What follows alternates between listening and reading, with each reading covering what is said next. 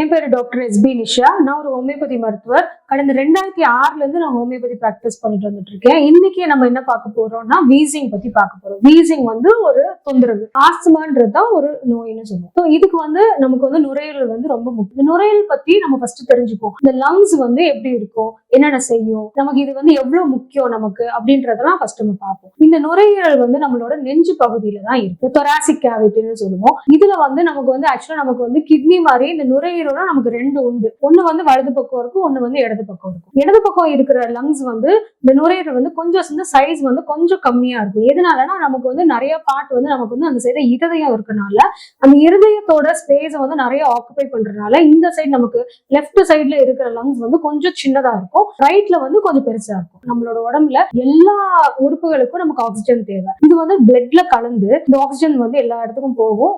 திருப்பி பிளட் இந்த carbon di oxide எடுத்து திருப்பி நம்ம லங்ஸுக்கு கொண்டு நம்ம வெளி மூச்சா விடும் போது கார்பன் டை ஆக்சைடு வெளியே போகும். இந்த ஒரு வேலையை தான் நம்ம லங்ஸ் செய்யுது. இப்போ அந்த லங்ஸ்ல நமக்கு மூச்சு காத்து உள்ள இழுக்கும் போது ஒரு டியூப் இருக்கு, விண்ட் பைப் அப்படின்னு சொல்லுவோம். அந்த டியூபுக்கு பேரு ட்ரக்கியா. இந்த ட்ரக்கியா என்ன ஆகும்னா ரெண்டா டிவைட் ஆகும். ரெண்டு லங்ஸுக்கு போகணும் இல்லையா, அதனால ரெண்டா டிவைட் ஆகும். அதுக்கு பேரு பிராங்கை. இந்த பிராங்கை என்ன பண்ணா திருப்பி பல பிரான்ச்சஸா உங்களுக்கு டிவைட் ஆகும். அதாவது என்ன பார்த்தோம்னா நம்ம ஒரு மர கிளைய நம்ம எக்ஸாம்பிள் எடுத்துக்கலாம். எப்படி சின்ன சின்னதா உங்களுக்கு போகுது இல்லையா உங்களுக்கு, அதே மாதிரிதான் இதுவும். இது அந்த பிராங்கைல இருந்து நிறைய பிராங்கியூல்ஸ் உங்களுக்கு பிரான்ச்சஸா போகும். அதுல இருந்து இந்த எண்டு பாத்தீங்கன்னா அல்வியோலைல போய் எண்ட் ஆகும். அல்வியோலைன்றது ஒரு சாக், ஒரு சின்னதா ஒரு ஸ்பாஞ்ச் மாதிரி இருக்கும். நம்ம யூஸ் பண்ணுவோம்ல கிச்சனுக்கு வாஷ் பண்ண, அந்த மாதிரி ஒரு ஸ்பாஞ்ச் மாதிரி இருக்கும். அந்த ஸ்பாஞ்ச் நம்ம அமுக்கணும் அப்படின்னா அந்த காத்து வெளியே வரும், நம்ம திருப்பி விட்டோம்னா காத்து உள்ள போகும் இல்லையா, அதே மாதிரிதான் இருக்கும். இந்த அல்வியோலை ரொம்ப முக்கியம். இந்த இடத்துலதான் நமக்கு அந்த கேஸ் எக்ஸ்சேஞ்சுன்றது நடக்கும். எப்படி ஆக்சிஜன் நம்ம உடம்புக்குள்ள போயிட்டு அந்த கார்பன் டை ஆக்சைடு இது வெளியே தள்ளும் போது திருப்பி நம்ம வெளி மூச்சை விடும் போது கார்பன் டை ஆக்சைடு வெளியே வரும். சோ இந்த ரோல் தான் நம்ம லங்ஸ் பிளே பண்ணுது. இது எவ்வளவு பெருசு, எவ்வளவு அந்த ஆல்வியோல இந்த சின்ன சின்ன முடிச்சா இருக்கும்னு சொல்றேன் இல்லையா. இது நம்ம உடம்புல நம்ம லங்ஸ்ல கிட்டத்தட்ட 30 கோடியில இருந்து 50 கோடி இருக்கு. இதனால நம்ம நம்ப முடியாதா இவ்வளவு விஷயங்கள் நம்ம லங்ஸ்குள்ள இருக்கு.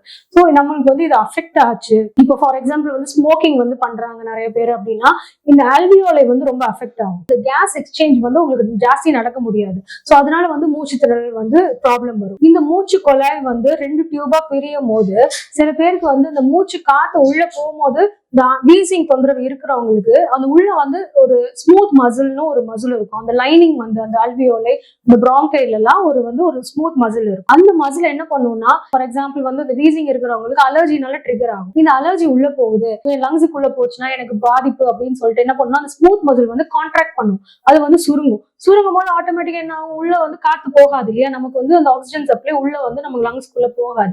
அப்போ ப்ராப்ளம் ஆகும், வீசிங் வர ஆரம்பிக்கும். இந்த அலர்ஜி என்னென்ன வகையான அலர்ஜி நமக்கு இந்த லங்ஸை பாதிக்கும் அப்படின்னு பார்த்தோம்னா ஒண்ணு புகைப்பிடிக்கிறது, இன்னொன்னு புகை. ஏதாவது இந்த இலையெல்லாம் போட்டு நிறைய பேர் எரிப்பாங்க, அதுல இருந்து நிறைய கார்பன் டை ஆக்சைடு வரும். அது உள்ள போனாலும் சில பேருக்கு அலர்ஜி ஆகும். ரொம்ப பெர்ஃபியூம் நிறைய சென்ட் ஸ்மெல் ரொம்ப போடுறாங்கன்னா அவங்களுக்கு ஒத்துக்கலாம், ஆனா பக்கத்துல இருக்கவங்களுக்கு ஒத்துக்கலைனாலும் இதே மாதிரி மூச்சு திணறல் வர ஆரம்பிக்கும்.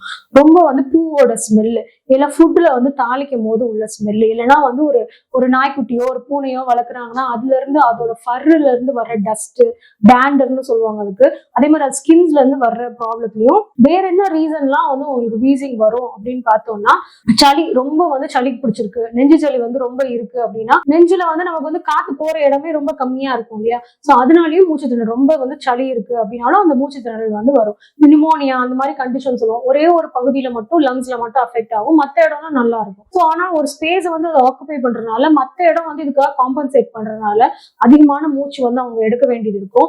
ஸோ அதனால அவங்களுக்கு மூச்சு திணறல் வரும். மூச்சு குழாயில காத்து உள்ள போகும்போது நமக்கு அலர்ஜி, ஏதாவது ஸ்மோக் உள்ள போகுதுன்னா ஆட்டோமேட்டிக்கா அந்த உடம்புக்கு தெரியுது எனக்கு ஒத்துக்காதுன்னா அதுவும் ஆட்டோமேட்டிக்கா அது சுருங்க ஆரம்பிச்சிடும், க்ளோஸ் பண்ண ஆரம்பிச்சிடும். க்ளோஸ் பண்ணும்போது திருப்பியும் அந்த சின்ன ஒரு பகுதியிலயும் நமக்கு காத்து உள்ள போயிடும் அப்படின்னு நினைச்சதுன்னா நம்ம உடம்பு என்ன பண்ணணும்னா செக்ரேட் பண்ண ஆரம்பிக்கும். ஒரு சளி மாதிரி செக்ரேட் பண்ண ஆரம்பிக்கும்.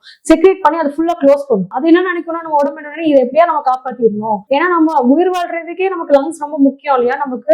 சோ அதனால இதை க்ளோஸ் பண்ணணும்னு நினைக்கும். ஆனா இந்த சளி வெளியே வந்தாதான் அடுத்த மூச்சை நம்மளால எடுக்க முடியும். சோ அதனால என்ன பண்ணுவாங்க அப்படின்னா இன்ஹேலர்ஸ் யூஸ் பண்ணுவாங்க. இன்ஹேலர் யூஸ் பண்ணும்போது என்ன ஆகும்னா இந்த ஸ்மூத் மசில் சுருங்கினதை டைலேட் பண்ணிவிடும். கொஞ்சம் விரைவு பண்ணும் போது ஆட்டோமேட்டிக்கா காத்து உள்ள போகும், அவங்களால மூச்சு விட முடியும். இந்த அலர்ஜி நேச்சுரல் மெக்கானிசம் தான் நம்ம பாடி பண்றது. ஆனா இதுவே ரொம்ப ப்ரொலாங்ட 1 நிமிஷம் 2 நிமிஷம் நம்ம எப்படி வந்து மூச்சு விடாம இருக்க முடியும்? இன்ஸ்டன்டா நம்ம வந்து சரி பண்றதுக்கு தான் நம்ம இந்த இன்ஹேலர்ஸ் எடுக்கிறோம். ஆனா இதுவே ஒரு பழக்கம் ஆயிடுச்சு அப்படின்னா நம்மளோட ஹெல்த் வந்து ரொம்ப வந்து பாதிப்படையும். ஏன்னா அதுல சில நேரத்துல வந்து இன்ஹேலர்ஸ் வந்து நிறைய காம்பினேஷன்ஸ் இருக்கு, அதுல வந்து சைட் எஃபெக்ட்ஸும் இருக்கு. ஸோ அதனால இதை வந்து ஹோமியோபதியில நம்ம எப்படி சரி பண்றோம் அப்படின்னா இந்த அலர்ஜியை தான் ஃபர்ஸ்ட் ட்ரீட் பண்ணுவோம். இப்போ அலர்ஜின்னு பார்த்தோம் அப்படின்னா அந்த பேஷண்ட் கிட்டே கேட்டோம்னா அவங்க அலர்ஜி டெஸ்ட்னு ஒன்று எடுப்பாங்க. அந்த அலர்ஜியில பத்தி ஏகப்பட்ட இது அவங்களுக்கு பாசிட்டிவா இருக்கும். ஃபுட் அலர்ஜி வரும், அதே மாதிரி வந்து போலன்ஸ் சொல்லுவோம், அந்த பூவுல இருந்து அந்த இது வரும், போலன் மாதிரி வரும். அந்த ஒரு இதனாலயும் சில பேருக்கு அலர்ஜி வரும். சில பேருக்கு வந்து அந்த குளிர்ந்த காத்து, குளிர்ந்த சாப்பாடு, குளிர்ந்த வந்து கூல் ட்ரிங்க்ஸ், இந்த மாதிரி எது வேணா அலர்ஜி ஆகும். லிஸ்ட் வந்து பெருசா இருக்கும். நம்ம வந்து ஒவ்வொரு அலர்ஜிக்கும் தனித்தனியா நம்ம வந்து ட்ரீட்மெண்ட் கொடுக்க முடியாது. ஸோ அதனால என்ன பண்ணுவோம்னா ஹோமியோபதியில ஜென்ரலாவே அலர்ஜியை வந்து நம்ம எப்படி கட்டுப்படுத்தணும் அப்படின்னா இம்யூன் சிஸ்டத்தை கூட்டணும், நம்ம நோய் எதிர்ப்பு சக்தியை கூட்டணும். ஸோ ஆட்டோமேட்டிக்கா நோய் எதிர்ப்பு சக்தியை கூட்டுறதுக்கு நம்ம வந்து மெடிசன்ஸ் கொடுக்க நம்ம பாடி நம்மளை அக்செப்ட் பண்ண ஆரம்பிச்சிடும். நம்மளோட வந்து நுரையீரல் வந்து ஓகே எனக்கு இந்த அலர்ஜி எனக்கு அக்செப்ட் பண்ண முடியுதுன்ற அளவுக்கு நோய் எதிர்ப்பு சக்தியை மெடிசன்ஸ் மூலியமா கூட்டும் போது ஆட்டோமேட்டிக்கா அவங்களுக்கு இந்த மாதிரி எக்ஸ்போஸ் ஆனாங்க, அலர்ஜில எக்ஸ்போஸ் ஆனாங்க அப்படின்னா வீசிங் வராம நார்மலா சுவாசிக்கிறதுக்கு நம்மளோட மெடிசன்ஸ் வந்து ஹெல்ப் பண்ணும். இதுதான் ஹோமியோபதி மெடிசன்ஸோட மெக்கானிசம். இப்படிதான் நம்ம வந்து மெடிசன்ஸ் கொடுத்து சரி பண்ணுவோம். ஸோ இது ரிலேட்டடா உங்களுக்கு ஏதாவது டவுட்ஸ் இருக்கு அப்படின்னா நீங்க கமெண்ட் செக்ஷன்ல கொடுங்க, நான் உங்களுக்கு ரிப்ளை பண்றேன். இதுக்கு ட்ரீட்மெண்ட் வேணும்னாலும் நீங்க எங்களுக்கு கால் பண்ணலாம், நீங்க வாட்ஸ்அப் பண்ணலாம், நாங்க உங்களுக்கு ட்ரீட்மெண்ட் கொடுப்போம். நன்றி, வணக்கம்.